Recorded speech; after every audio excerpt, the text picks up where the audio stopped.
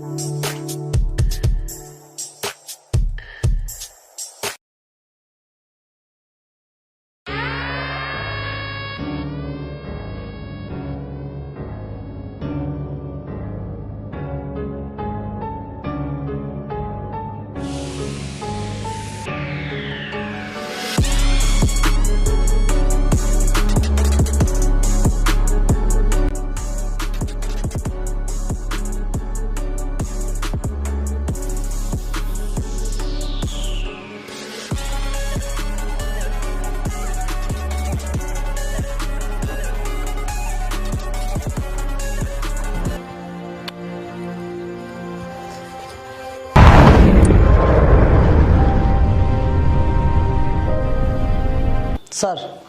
ये रही अब तक की रिसर्च। ब्लास्ट में जो भी आरडीएक्स इस्तेमाल किया गया है, हमारी इंटेलिजेंस टीम ये पता लगाने की कोशिश कर रही है कि किसने और कहां इतने सारे आरडीएक्स का सौदा किया, और हमें जो भी इंफॉर्मेशन मिलेगी हम टाइम टू टाइम आपको इन्फॉर्म करते रहेंगे। और मुझे लगता है ये काम किसी बड़े आतंकी संगठन का है। हमारी इंटेलिजेंस टीम के अकॉर्डिंग ये तो सिर्फ एक सैंपल था, शायद इनका मिशन कुछ और बड़ा करने का है। थैंक यू मिस्टर वीर, आपने हम तक ये जानकारी पहुंचाई।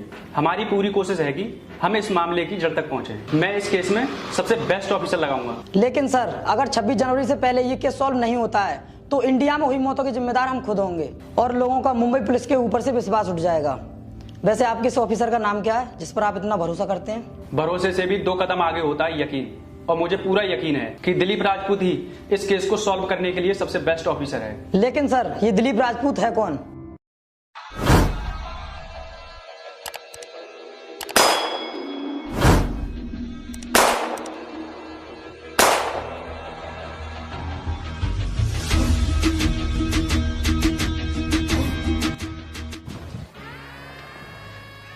भाईजान, हमें पता चला है कि मुंबई पुलिस ने अब इस केस को इंडियन आर्मी के ऑफिसर कैप्टन दिलीप राजपूत को दे दिया है। अगर ऐसा हुआ तो हमारे सारे मंसूबे नाकाम हो जाएंगे। अब हमें बहुत ही सतर्क रहकर अटैक करना होगा।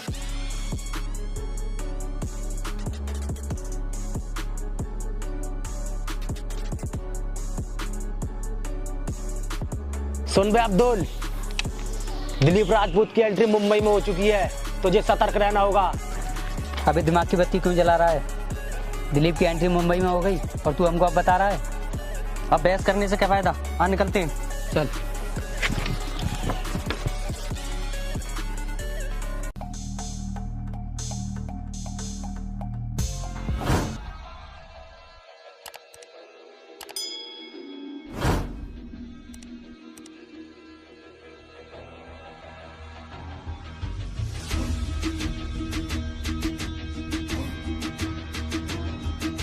गाड़ी रोक मत, भगा डाल, साला खुद ही हट जाएगा।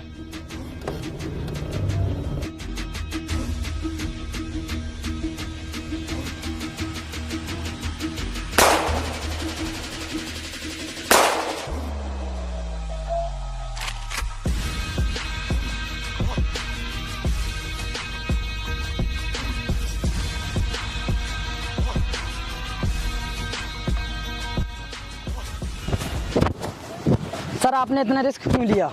इनका क्या है, इनको तो हम पीछा करके भी पकड़ लेते, लेकिन आपको कुछ हो जाता तो? मौत की आंखों में रास्ता निकाल कर देखो तो मौत भी अपना रास्ता मोड़ लेती है। और वीर, वैसे भी मौत का डर तो उसी दिन निकल गया था जिस दिन मैंने आर्मी ज्वाइन की थी।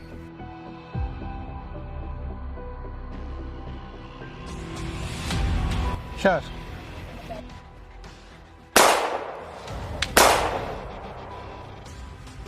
आओ निकलते हैं।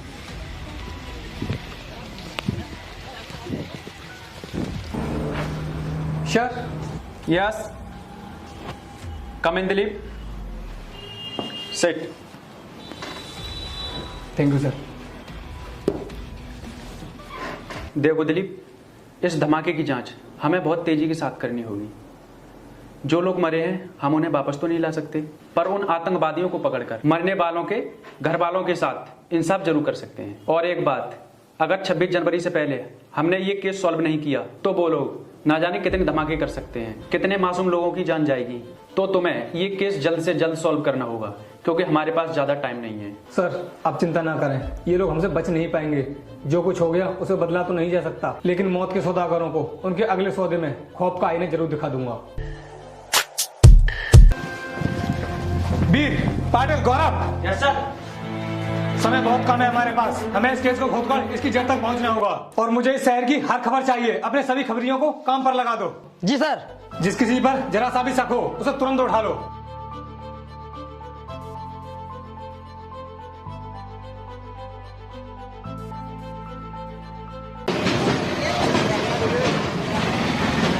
भैया सेब कैसे दिए हैं? 200 रुपए किलो मैडम। 200 रुपए किलो? यस। 150 रुपए लगाओ और 1 किलो कर दो। नहीं मैडम, इतना कम नहीं हो पाएगा। भैया मैं हर बार ना आप ही के पास से लेके जाती हूँ, जल्दी लगाओ। नहीं मैडम, 180 से कम नहीं हो पाएगा। ठीक है, नहीं लेना। चलो रोहित। रोहित, रोहित कहाँ गया? रोहित,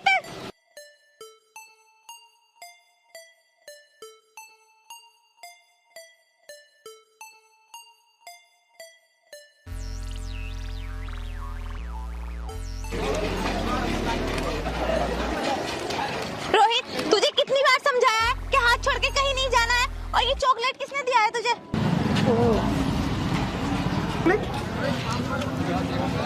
कौन थे? तुम्हारे पापा के दोस्त थे या फिर कोई पुलिस वाले अंकल थे? मैंने उन अंकल को पहली बार देखा था। तुझसे कितनी बार कहा है ना, किसी अनजान व्यक्ति से कोई चीज ना लिया कर। चल अब घर चल।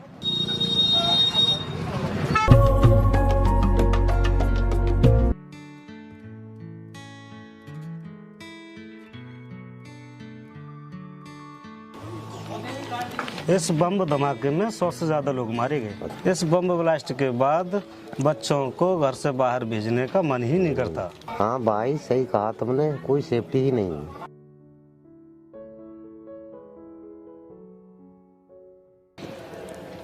अभी आई।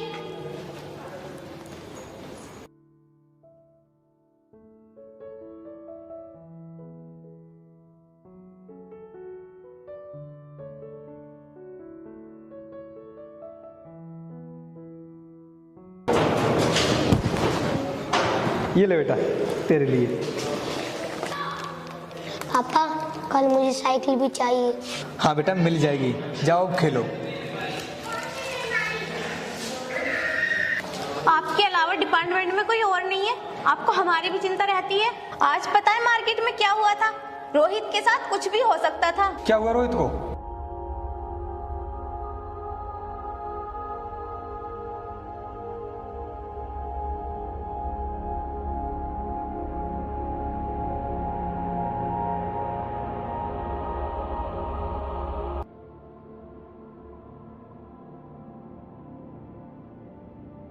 आज किसी ने 2 मिनट के लिए रोहित को मेरी नजरों से दूर कर दिया था। उसे खाने के लिए किसी ने चॉकलेट भी दी एंड मिक्सचर। आपका कोई दोस्त तो था नहीं, अगर होता तो मुझसे जरूर मिलता। हेलो।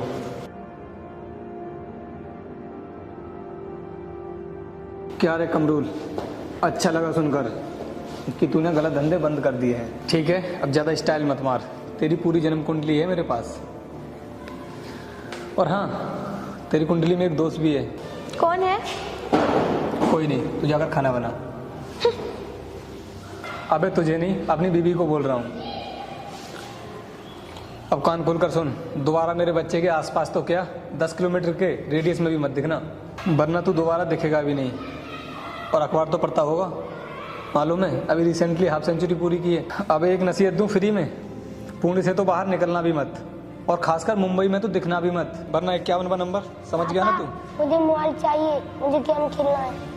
चल ठीक है, अब फोन रख, बच्चे को गेम खेलना है। ले बेटा।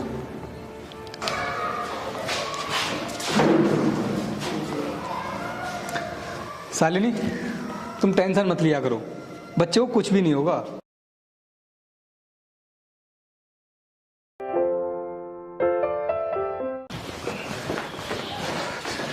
सभी लोग अपनी अपनी गन लोड कर लो। और हाँ पाटिल, ट्रेन कितने बजे की है? सर ट्रेन दोपहर को 3 बजे आती है। ठीक है, चलो फिर निकलते हैं। Okay sir.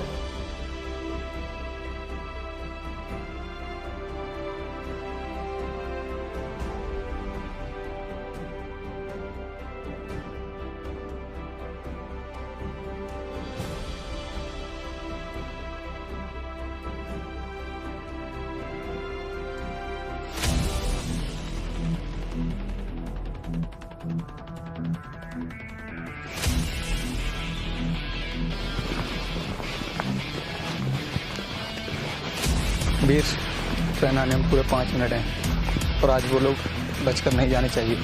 जी सर। समझे?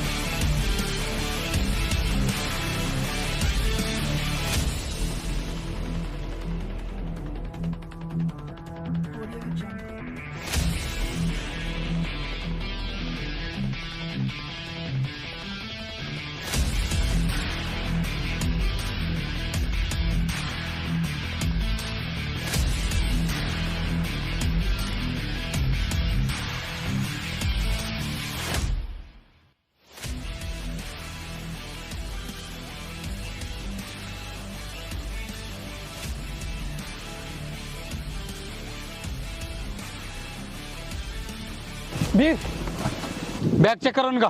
करता हूँ अभी सर।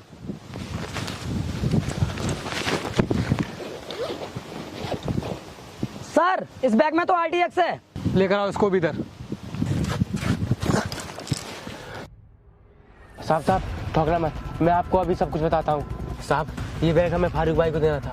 साहब, ये आइडिया हमें 5 बजे पहुंचाना था।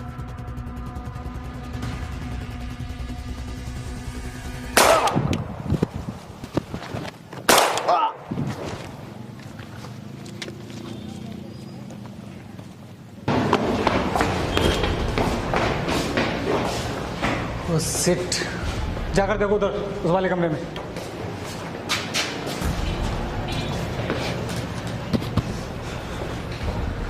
सर, सभी कमरों का लॉक लगा हुआ है। लगता है निकल गया वो यहाँ से। ठीक है, आओ सभी निकलते हैं। सुनो। हाँ सर। यहाँ पर फारूक नाम का आदमी रहता है, उसके बारे में कुछ जानते हो? नहीं सर, उसके बारे में ज़्यादा तो नहीं जानता, अभी बाहर को जाते हुए देखा था। ठीक है, आओ निकलते हैं।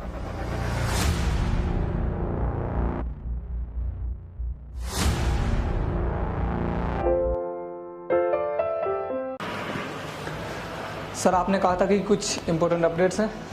हाँ दिलीप, बैठो।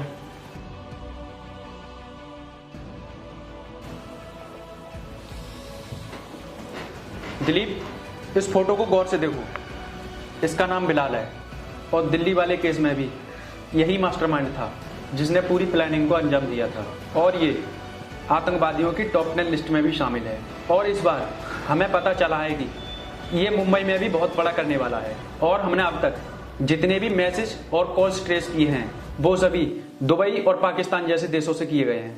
यू डोंट वरी सर, ये लोग हमसे बच नहीं पाएंगे।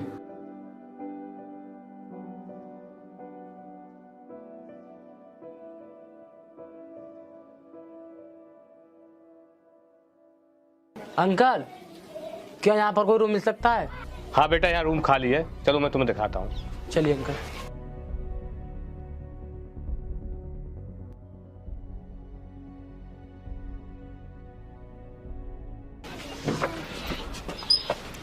बेटा, ये रहा तुम्हारा रूम। और बेटा, ये बताओ तुम कितने लोग रहोगे? अंकल, वैसे तो मैं अकेला ही रहूंगा, लेकिन कभी कभी मेरे दोस्त आते जाते रहा करेंगे। उससे आपको कोई प्रॉब्लम तो नहीं है? नहीं बेटा, मुझे इससे कोई प्रॉब्लम नहीं है, लेकिन समय से मेरा किराया देते रहना। अंकल, आप उसकी चिंता ना करें, मैं आपको समय से किराया दे दिया करूंगा। ठीक है तो।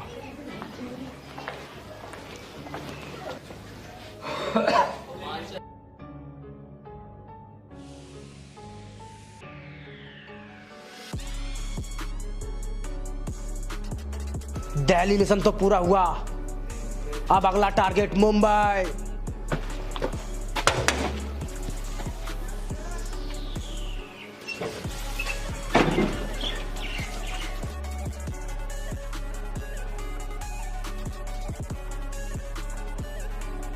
भाई, पूरा 5 किलो है।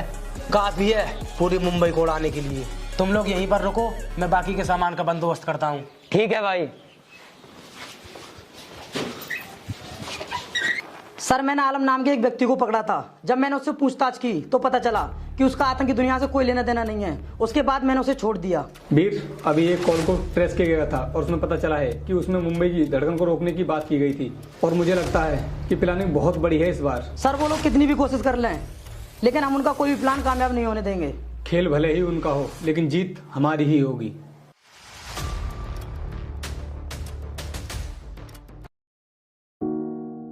ओके।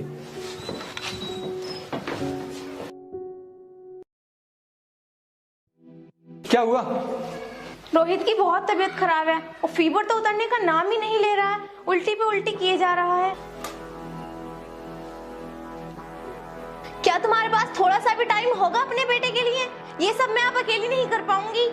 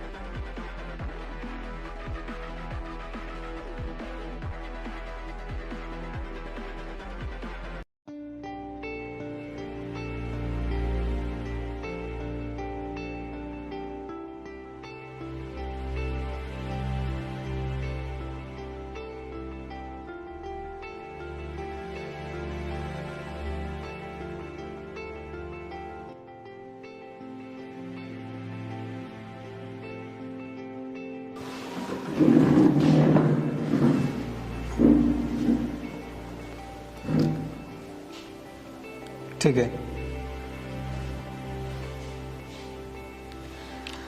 शालिनी, वहाँ पर लाखों लोगों की जान खतरे में है और मेरा जाना बहुत ही इम्पोर्टेंट है, वरना कुछ दिन पहले जो बम ब्लास्ट हुआ था वैसे हालात फिर से पैदा हो जाएंगे। मुझे रोहित की चिंता है, लेकिन उन सभी लोगों की जान भी बचानी है। आप बेफिक्र होकर जाइए, मैं यहाँ रोहित का ध्यान रख सकती हूँ। ठीक है, मैं चलता हूँ।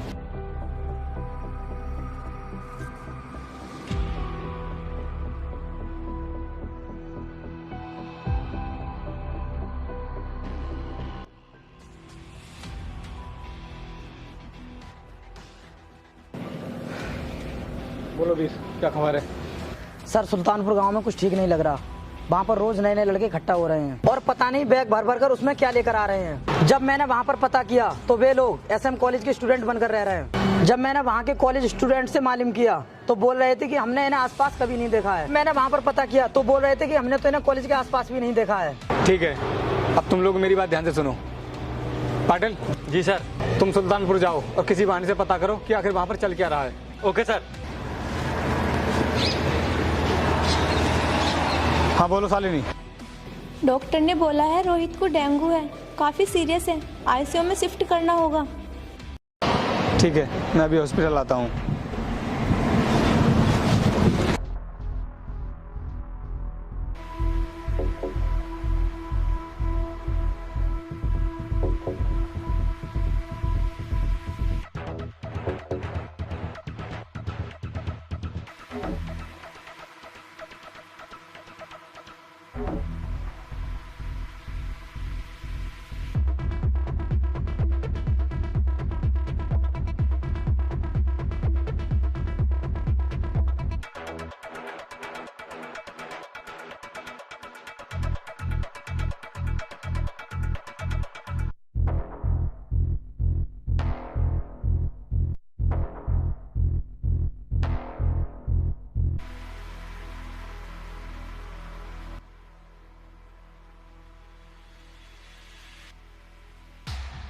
सुनो भाईजान, बहुत तेज भूख लग रही है, बिरयानी मंगा लें क्या? हाँ भाईजान, हमें भी बहुत भूख लगी है। मटन बिरयानी मंगा ले और साथ में तंदूरी चिकन भी, और हाँ 2 बिस्की की बोतल भी। जा आप जल्दी से।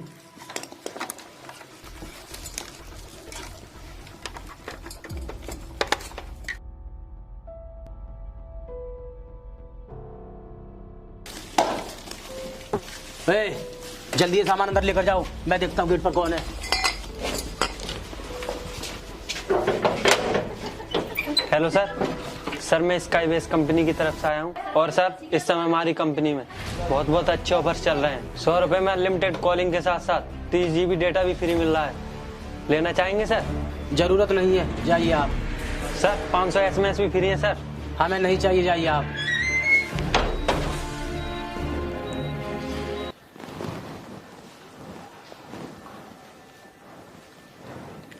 हाँ बोल पाटिल, क्या हुआ? ठीक है, मैं सर को बताता हूँ। सर आज की डेट कैंसिल करेंगे?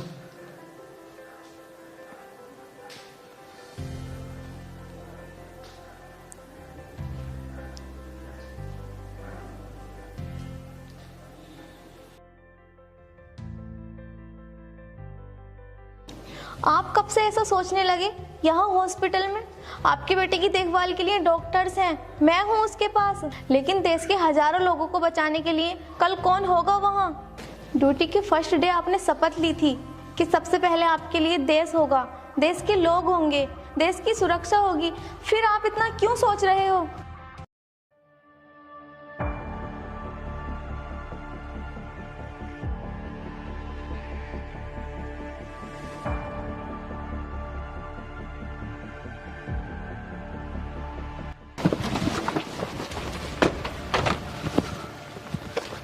हाँ बोलो पाटिल, क्या हुआ?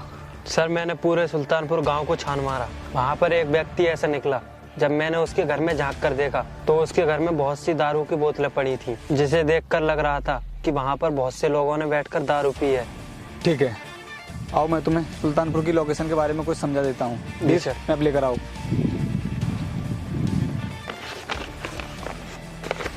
लीजिए सर।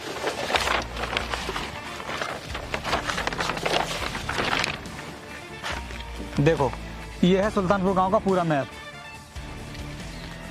और ये वो घर है जहां पर टेररिस्ट के छिपे होने की आशंका है। पाटिल, तुम इस घर को लेफ्ट साइड से कवर करोगे, और गौरव तुम इस घर को राइट साइड से कवर करोगे। Okay sir. और वीर, तुम मेरे साथ रहोगे। जी सर। हम लोग दरवाजे के फ्रंट से दरवाजे के गेट पर जाकर उन्हें सरेंडर करने का मौका दूंगा। एंड मेक श्योर घर के हर एक एग्जिट पॉइंट पर हमारी नजर रहेगी। जी सर।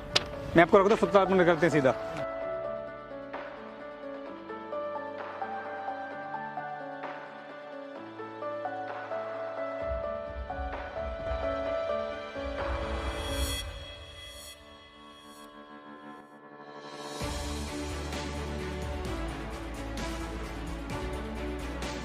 सुनो, आज हमारा मिशन पूरा होते ही हम लोग अलग अलग ट्रेन से निकल जाएंगे। ये लो कुछ पैसे, आपस में बांट लेना। धमाके के कुछ दिन तक हम लोग शांत बैठेंगे, उसके बाद एक नए धमाके की प्लानिंग स्टार्ट कर देंगे। आज शाम लोकर बांद्रा मार्केट, अंधेरी स्टेशन, दादर और सिटी मॉल, इन सारी जगहों पर भीड़ बहुत ज़्यादा होगी। हमारे पास इससे अच्छा मौका नहीं हो सकता अपने मंसूबों को कामयाब बनाने का।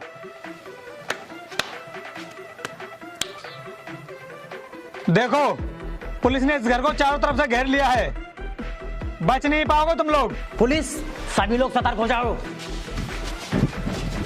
इसलिए अपने आप को सरेंडर कर दो तो ही बेहतर होगा। सभी लोग बारी बारी से बाहर आ जाओ, क्योंकि हम किसी तरीके का कोई खून खराबा नहीं चाहते।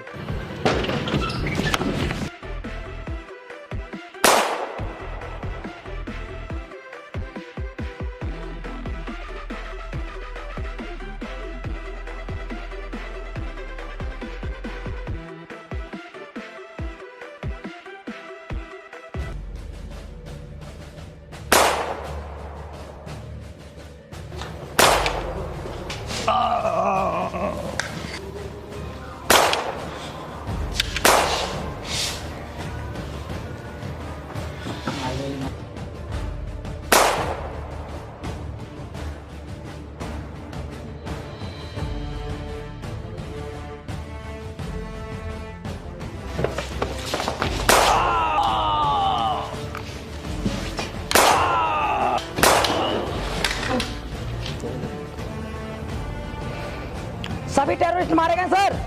कम।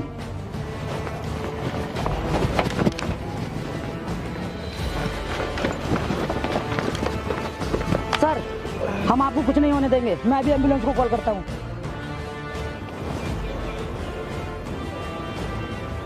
Hello ambulance. So hey guys, कैसी लगी आपको ये वीडियो कमेंट करके जरूर बताना। और हाँ, जिसने भी अभी तक वीडियो को लाइक नहीं किया जल्दी से लाइक कर दो, क्योंकि गाइस इस वाली वीडियो में बहुत ज़्यादा मेहनत लगी है, काफ़ी ज़्यादा टाइम में ये वीडियो शूट हुआ है। तो प्लीज़ एक जल्दी से लाइक कर दो, और जिसने भी अभी तक चैनल को सब्सक्राइब नहीं किया है जल्दी से सब्सक्राइब कर लो। और आप में से जिस किसी को भी मुझसे डायरेक्टली कोई भी बात करनी है तो आप मुझे इंस्टाग्राम पर फॉलो कर सकते हैं। और हाँ गाइस, अपने देश की इंडियन आर्मी के लिए आप कमेंट में जय हिंद जरूर लिखना। तो मिलते हैं नेक्स्ट वीडियो में, तब तक के लिए जय हिंद जय भारत।